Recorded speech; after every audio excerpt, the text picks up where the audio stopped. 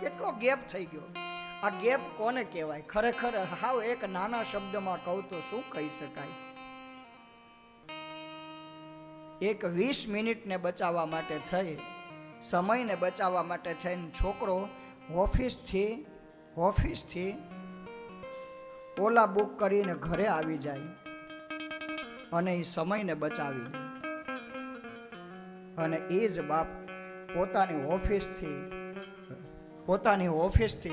100 રૂપિયા કેમ બચે, એ 100 રૂપિયા બચાવવા માટે થઈને 20 મિનિટ ચાલીને આવે. આનું નામ જનરેશન ગેપ છે. હું શું કરું કે 20 રૂપિયા મારા બચી જાય, મારા બાળકોના ભાગમાં જઈ શકે?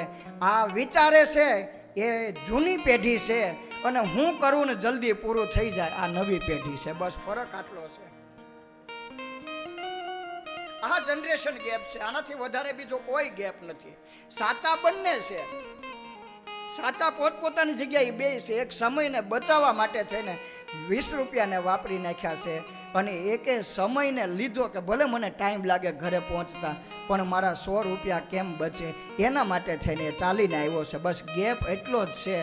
એકને ભેગું કર્યા વિના વાપરવું છે, ને બીજાએ કેમ ભેગું કર્યું છે એની ખબર છે, એટલે કેમ વાપરવું એને ખબર છે. આટલો ડિફરન્સ છે.